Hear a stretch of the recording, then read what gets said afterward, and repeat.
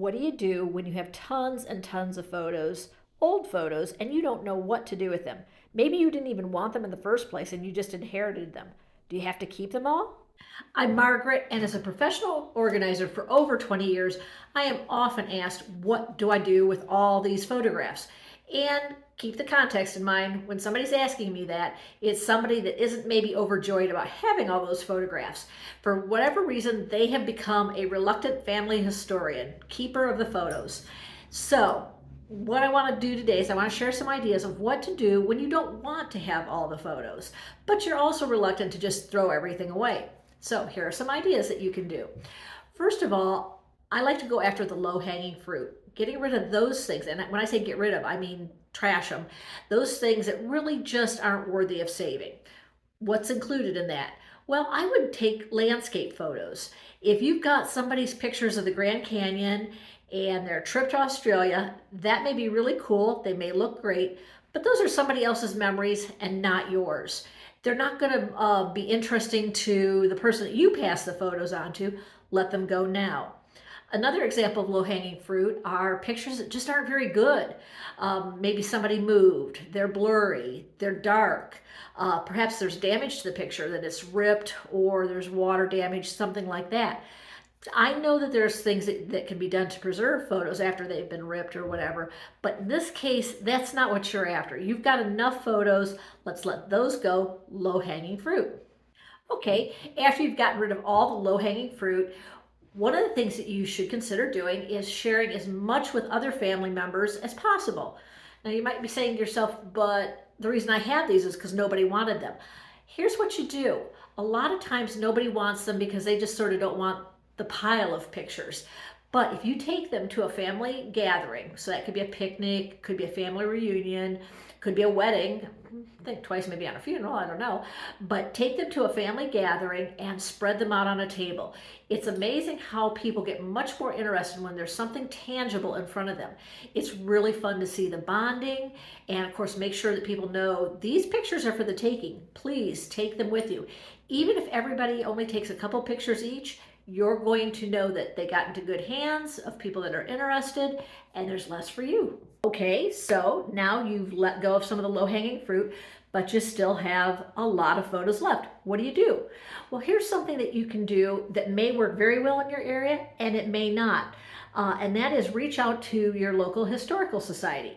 Now, I always recommend calling them first, especially before you do any work of any kind of organizing or dropping them off, because some historical societies are very happy to get those pictures. They're maybe particularly interested in architecture of local buildings. It kind of shows the history of what was there, what it looked like, maybe even how it was being used at the time. Some are interested in the fashion, the clothes, and what people were wearing and the things they were doing in the pictures. Some are interested in both. However, there are a number of historical societies that have plenty of pictures and don't want all of them, or maybe just want one or the other, a certain type. So ask first. Another source that you can potentially give pictures to are local artists. There are folks that make different kinds of artwork, collages and greeting cards and all kinds of things out of old photos.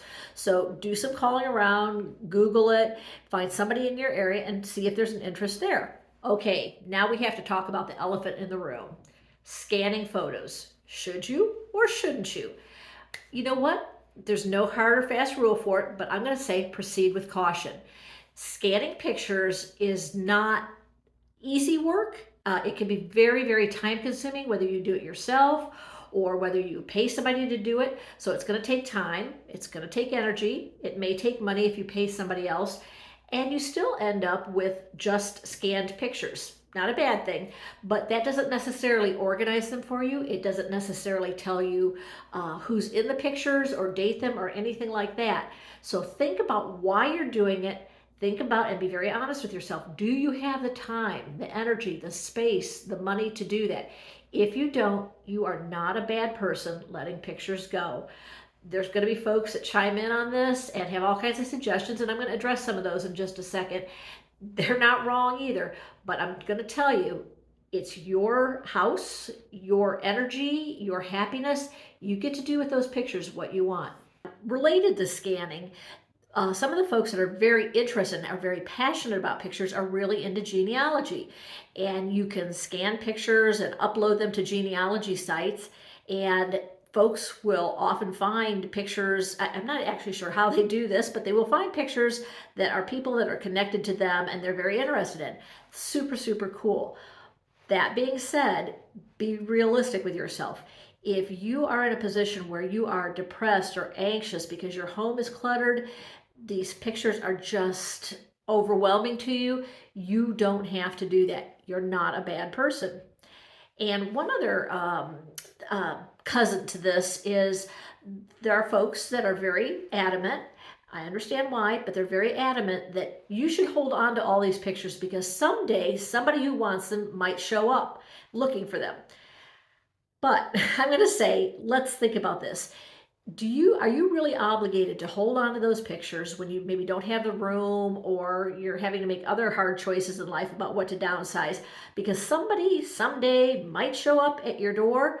I don't think so. Once again, your life, your home, your happiness, you get to decide what's right for you. Let's talk a little bit about scrapbooking.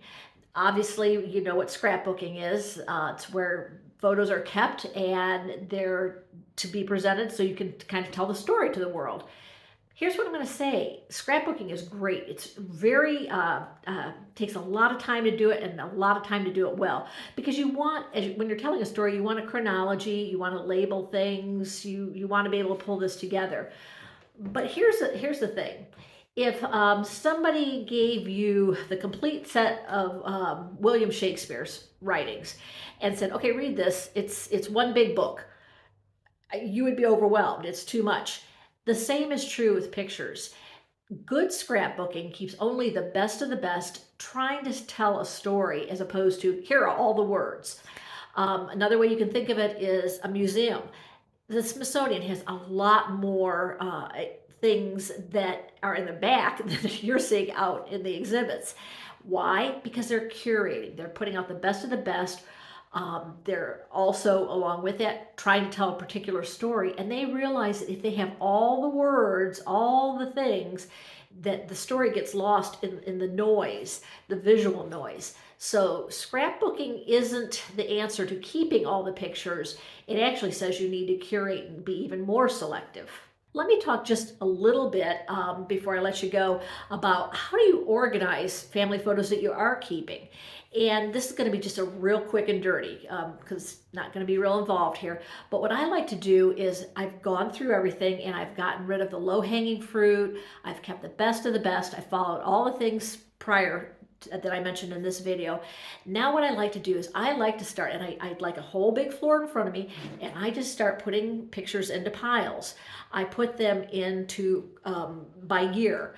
Now you might not know the exact year on some of the older photos in particular, but you can put them in, you know, here's this 50 years or this decade, and get more precise as you get into modern times and you actually know the dates. We're not looking for day, month, year accuracy. We're looking for, here's the rough time frame so that we can kind of see the progression.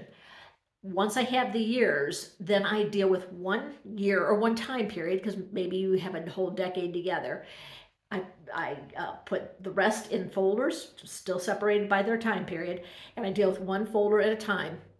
Going through, once again, doing one more purge, one more scan through. Do I really need all of these, or are some of them close enough to others that I can go ahead and discard? And then putting them kind of in a little bit maybe more accurate chronology if I have it. And then I can go ahead and I can put it in my scrapbook. I can put it in back in the folder, whatever I want to do. But I've purged, I've organized.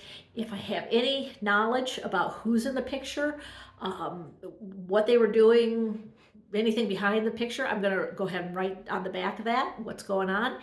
And I do that for each folder. Not all in one sitting. If you have a lot of photos, it would be too much, but you just do a folder at a time. It goes much easier, and you should actually be able to enjoy the process a little bit, and that's a good way to enjoy it. So here's the bottom line when it comes to photographs. You're the boss. You are in charge, not the photographs, not other people in the family that have opinions but are not willing to store the pictures. Do your best to share pictures outside of the or within the family. Do your best to share them outside the family with historical societies, the genealogy organizations, whatever. If you've got that interest, time, desire, money, space, all those things, when you say enough is enough, I need to be done with this, you are free to discard those pictures. You're the boss, your home, your happiness. So be released, do the best you can, and let the pictures go after that.